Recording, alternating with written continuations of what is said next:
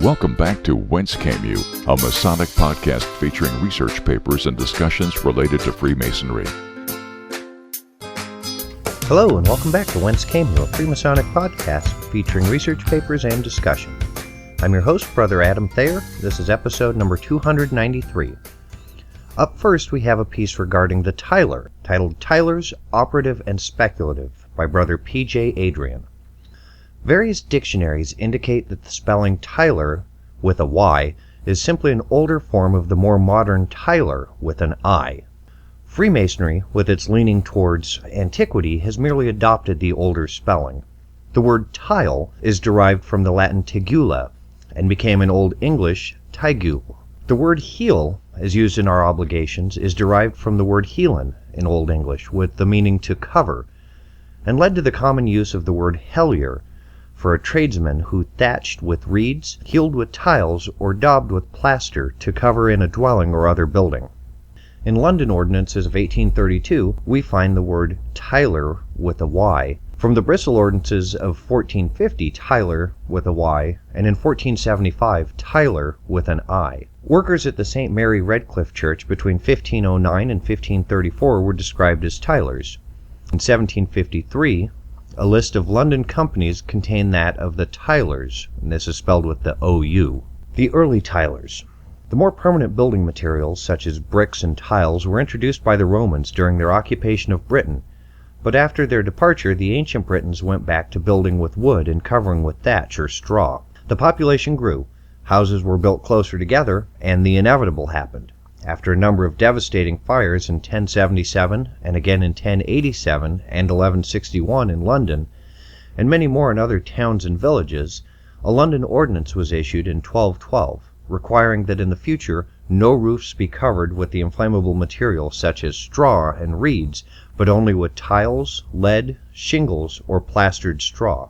This was obviously a great boost for the Tylers trade, which was further enhanced when in 1362 an uncommonly heavy storm flattened many houses throughout Britain and unroofed many more. The Tylers' profiteering was quickly stopped by a royal order prohibiting the Tylers from charging more for their labor and materials than they had done before the disaster. They were not to charge more than 6d per day for their labor, and not more than 7 shillings per 1,000 plain tiles. A mere 20 years later, on the 10th of May 1382, another proclamation settled the wages of a Tyler at 12d per day, a rate of inflation of 100% in 20 years, which is one that we have not had the luxury of for many years. It is not certain when the Guild of Operative Tylers was formed, but it is likely to have been in the period around 1212, when tiles and slate were used in preference to straw and reeds. In 1461, another ordinance decreed that the Tylers of this city shall henceforth be reputed as laborers, and shall not be incorporated nor deemed to constitute an art or society. In 1468, however, the Tylers requested that the fellowship of the craft of Tylers be reinstated, as indeed they were, and their status as an incorporated society was redeemed. The Tylers Guild continued for many years, and much of their activity is recorded. One of the last was at the coronation of Queen Victoria on the 28th of June, 1838. 4 Masonic lodges, all members wearing regalia, took part in a procession. They were followed by various trade guild representatives, amongst which were the Tylers and the stonemasons, each man with an emblematic apron. The Tylers' place in Freemasonry. Skilled workers have guarded their trade secrets through the centuries, and the use of a member of their own group as a sentry to keep out intruders was an established custom in medieval times. That they were not always successful is evident, and industrial espionage is today almost a respected occupation. These sentries are referred to in various Masonic documents as outer guards, junior entered apprentices, doorkeepers, guarders, and janitors. After the word Tyler first appeared in print, these various other titles continued in use for many years thereafter. So when did the word first appear in print? Dr. Anderson, in describing the formation of the First Grand Lodge in 1717 in the Second Book of Constitutions, which was issued in 1738, wrote, Sayer, Grand Master, commanded that the masters and wardens of the lodge to meet the grand officers every quarter in communication, at the place he should appoint in a summons sent by the Tyler. So there it is. But why was it not in the first edition of the Book of Constitutions, which was issued in 1723?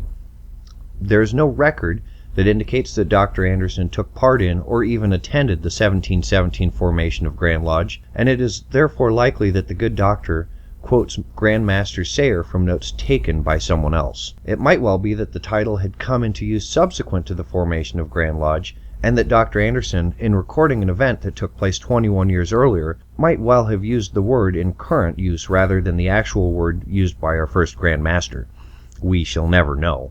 In the bylaws of a lodge, probably written towards the end of 1732, appear 16 rules, the 9th one of which reads that the master or secretary do give notice by letter to all members of the time of election or any other emergency that at any time shall happen. Also, that the tiler do require from every brother, as soon as the lodge is closed, his apron. Also, that the tiler admit no visitor into the lodge room, except there be some present who can vouch for his being a regular brother. We've already seen that the word was not used in the first edition of the Book of Constitution. In Old Regulation 23, we read, "Another brother, who must be a fellowcraft, should be appointed to look after the door of the Grand Lodge, but shall be no member of it." The same regulation in the 1738 second edition reads, "Another brother and master mason should be appointed tiler to look after the door, but he must be no member of the Grand Lodge." In the same second edition is this interesting paragraph. "In ancient times, the master, wardens, and fellows on St. John's Day meet, either in a monastery or on the top of the highest hill near them, by peep of day, and having there chosen their new grand officers, they descended walking in due form to the place of the feast, either a monastery, or the house of an eminent mason, or some large house of entertainment as they thought best tiled." Before dismissing Dr. Anderson as having misquoted our first Grand Master, it needs to be remembered that the second Grand Master, George Payne, elected in 1718, was a member of the committee formed to issue the third edition of the Book of Constitutions, that the relevant paragraph was the same in that edition, and that George Payne was present at the formation of Grand Lodge. But how good was his memory for words actually used in 1717 when the third edition came out in 1756, nearly 40 years later? The tiler's sword. The trowel, now seen as a working tool or symbol, was used differently in the early days of Masonry. From the minutes of a lodge in Carmarthen, we learned that they paid for 5 trowels and mending 12 others.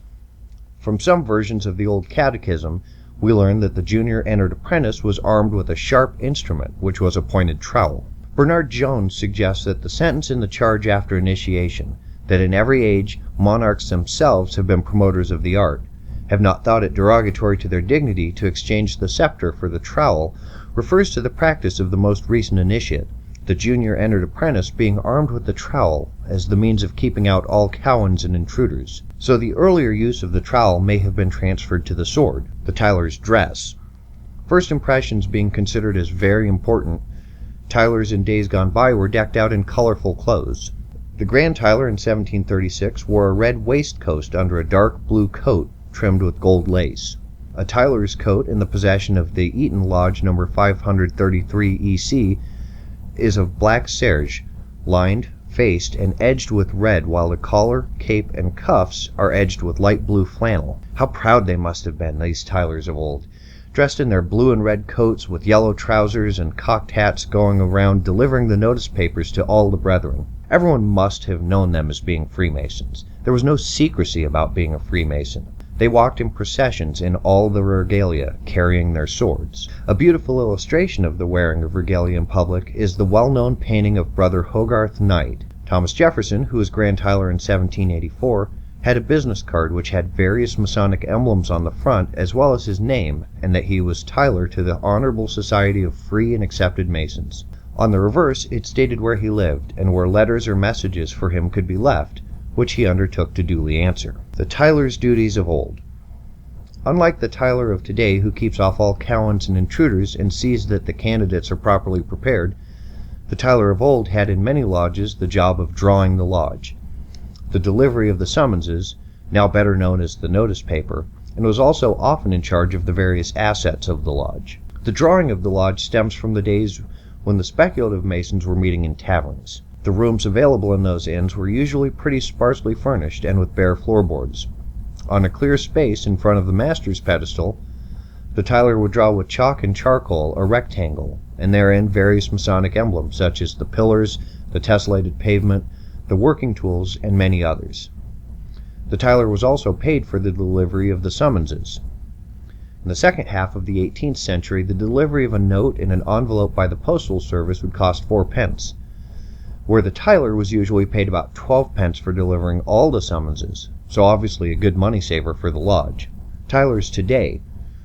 Bernard Jones, in his Freemason's Guide and Compendium, writes, "The officer responsible for the preparation of the candidate is the Tyler, who should be an experienced craftsman well able to ensure, both by his knowledge and personality, that the candidate enters upon his preparation in the right spirit. Although today the preparation is usually done by a steward or one of the deacons, it is still the Tyler's job to actually see that the preparation is properly carried out. And as noted earlier, the Tyler is also responsible for ensuring that each brother will enter the lodge room properly clothed, and to admit only properly vouched for brethren." The written history of Tylers does not go beyond 1732. But from various lodge minutes and reports we've been able to form a reasonably good picture of the duties of Tylers and how they appear to the outside world. No more important injunction can be given the Tyler than the advice of Brother Bernard Jones, who wrote that the Tyler should be an experienced craftsman, well able to ensure that the candidate enter upon his preparations in the right spirit. Alright, I hope you enjoyed that piece. I've been thinking a lot about our Tylers lately and how underappreciated they are in many of our lodges. So next time you see your Tyler, shake his hand and tell him thanks. Up next we have an article titled "The Rite of Discalciation." It was from a Short Talk Bulletin, Volume 11, April 1933. Author unknown.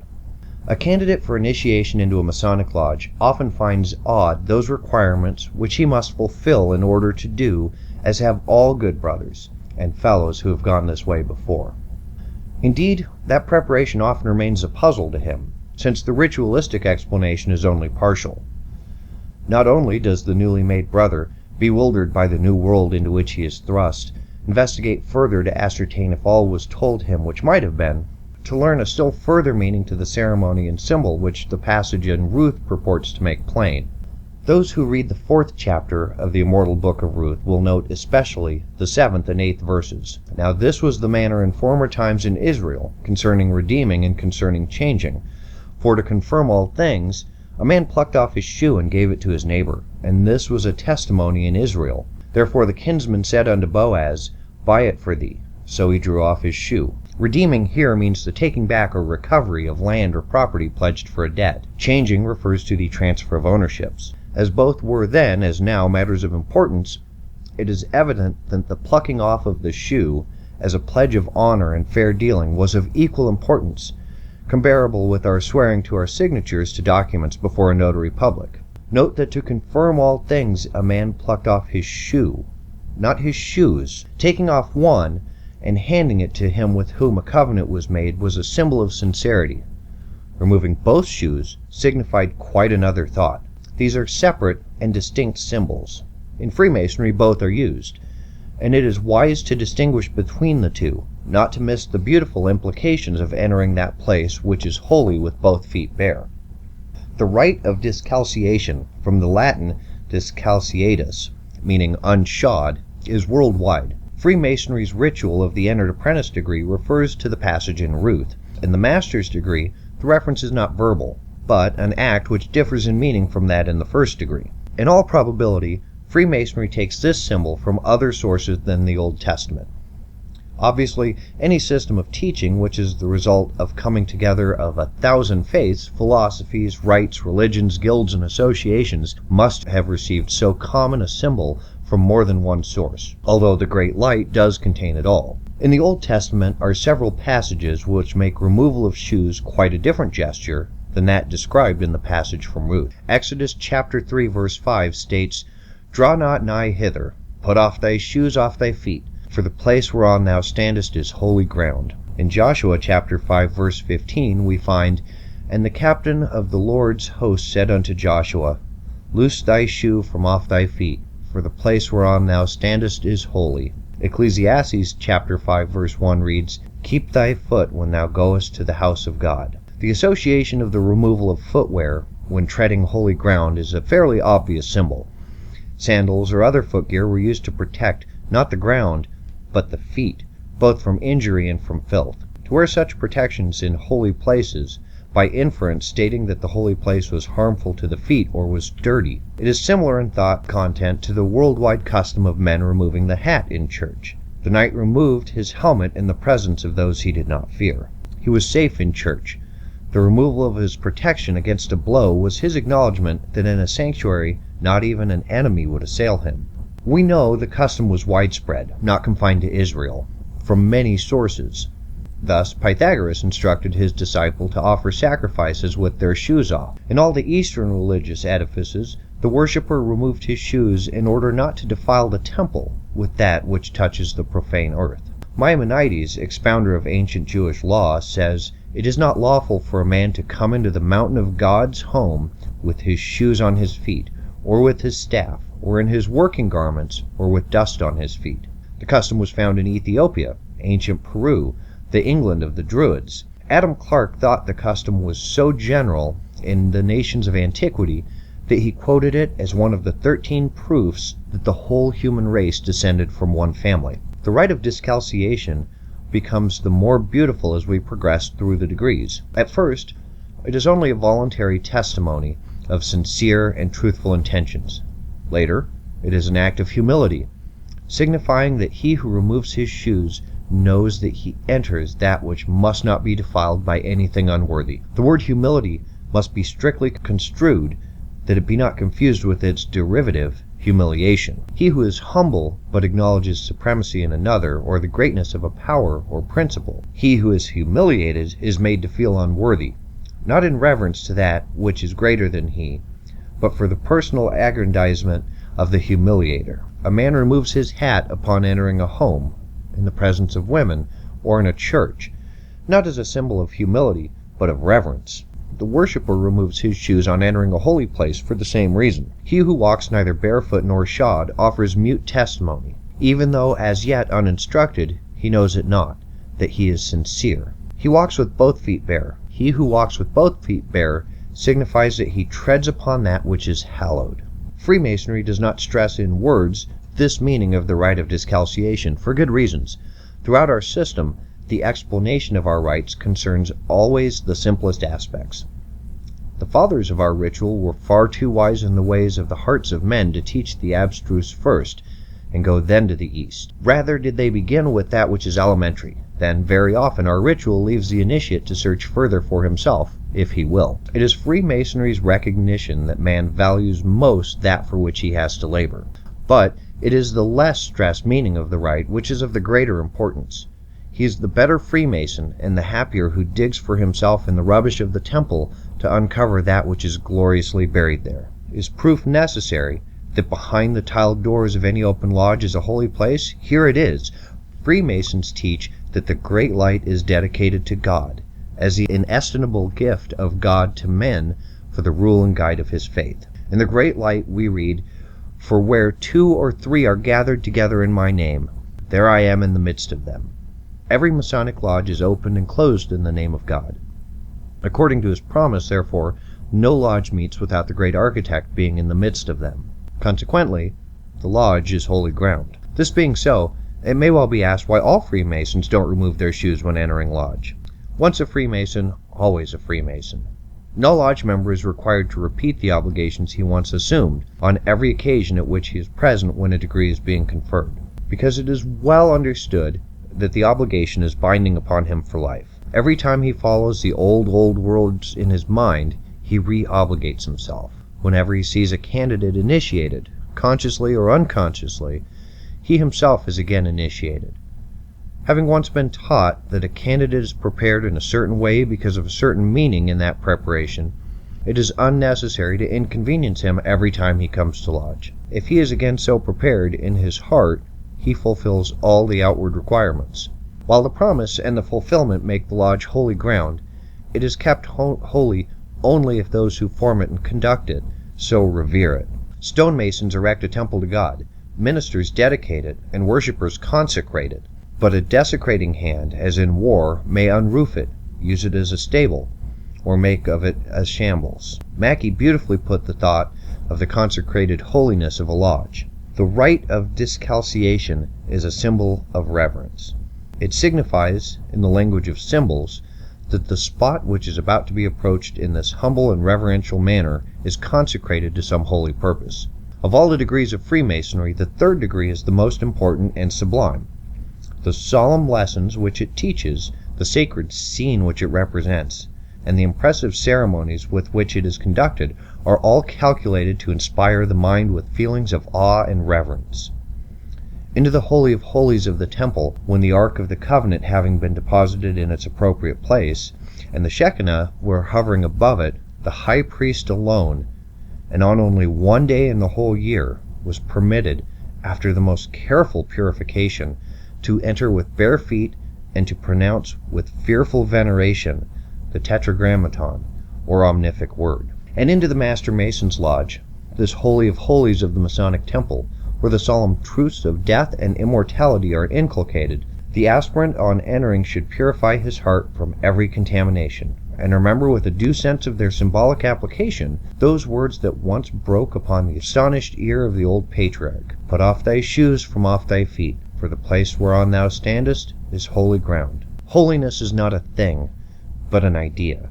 So far as we know, the beasts of the field reverence no place as holy, for they have no consciousness of God. The sacred words of the Great Light are holy to us for what they teach and mean, because of whence they came. The paper, the leather, and the ink which form a Bible are no more holy than the same materials formed into a telephone directory. The stones of which a church is built, the wood from which the pulpit is carved, the metal from which the cross is made, are only the familiar stones, trees, and minerals used by men for 1,000 purposes. Cotton and dye, which form the stars and stripes, are but the fruit of plants. Book, temple, and flag are holy to us because of our reverence for the ideas for which they stand. They are holy to us because we make them holy, keep them holy, think of them as holy, and cherish them as holy. So must it be with our lodges. What is a lodge? A certain number of brethren, a charter or warrant, the three great lights, and an underlying idea, a faith, a belief, a mystic tie never seen of men, but the stronger for its intangibility. To many the lodge is the room in the temple in which brethren meet. Walls of stone or wood or plaster, floor of carpet or linoleum, some seats, an altar, and yet by common consent of all who believe in the power of the Spirit which consecrates when the lodge is formed, holy because of what it means. The worshipper in Eastern lands removes his shoes before he enters his temple as a symbol that he knows his flesh needs no protection from that which it will there touch. A symbol that he brings not within its precincts any filth which might defile it. The Master Mason, symbolically removing his shoes before entering his lodge, knows that here he will find the holiness which is in the promise of God unto David, the holiness of the book on the altar, the very presence of the great architect, through whom the lodge receives the greatest of his blessings to man, friendship. But also does he symbolically remove his shoes that he may carry nothing of mineral or metallic nature, remember earth is a mineral, into the lodge to defile it. Men can, and some do, defile their lodge. He who brings in evil or contentious thoughts of his brethren defiles it. In more than one jurisdiction in the world, the brethren are asked at every meeting if there be any not at peace with their brethren. If such there are, they are required to retire and return not until their differences are reconciled, literally carrying out the instructions, "Therefore if thou bringest thy gifts to the altar, and thou rememberest that thy brother hath aught against thee, leave there thy gift before the altar, and go thy way. First be reconciled to thy brother, and then come offer thy gift." The Mason who comes to the lodge to get something from it, rather than give something to it, may defile it by that selfish attitude. Men get from Freemasonry by giving. He who brings pride of place and power to his lodge serves only for the empty honor of title or jewel, defiles that which is holy as surely as did those money changers whom the great teacher drove from the temple. He who assumes to work in his lodge, but labors carelessly in a slovenly manner to the desecration of ceremonies ancient when his ancestors were not yet born, defiles his lodge by his tacit assumptions that his convenience is of greater importance than the teachings of Freemasonry. Alas, that so many symbolically wear shoes in the holy place, by the simple process of thinking little of it, regarding it but as a club or association of men who meet together to pass the time away.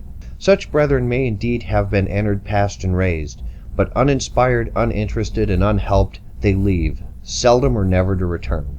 To such as these, the lodge cannot be holy. Therefore, charitable thought would argue that their failures cannot defile. Luckily for us all, the majority of Freemasons who are constant attendants at lodge, the brethren who do the work, carry the load, attend to the charity, form the committees, put on the degrees, go on foot and out of their way to help, aid, and assist. The brethren, in other words, who work for and are content with a master's wages, these do keep the lodge holy. These do think of the three great lights upon the altar as the sanctum sanctorum. These do indeed put off the shoes from off their feet, in humble and thankful knowledge that the place in which they stand is holy ground. Okay, that's all for this week. Be sure to stop by the website at wcypodcast.com and pick up a couple of pins. If you happen to see me out and about, stop me and ask me for one. I always have a few extras to share with a brother. Brother Robert will be back next week. Until then, stay on the level. You've been listening to Whence Came You, a Masonic podcast featuring research papers and discussions related to Freemasonry. Be sure to join us for our next edition.